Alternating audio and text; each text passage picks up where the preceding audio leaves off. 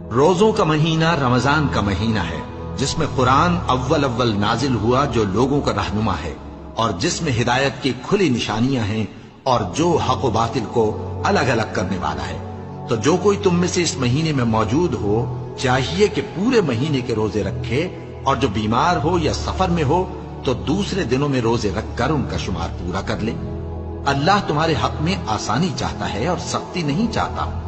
اور یہ آسانی کا حکم اس لیے دیا گیا ہے کہ تم روزوں کا شمار پورا کر لو، اور اس احسان کے بدلے کہ اللہ نے تم کو ہدایت بخشی ہے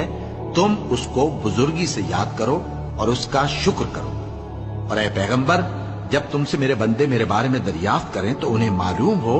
کہ میں تو تمہارے پاس ہی ہوں۔ جب کوئی پکارنے والا مجھے پکارتا ہے تو میں اس کی دعا قبول کرتا ہوں، تو ان کو چاہیے کہ میرے حکموں کو مانیں اور مجھ پر ایمان رکھیں تاکہ نیک رستہ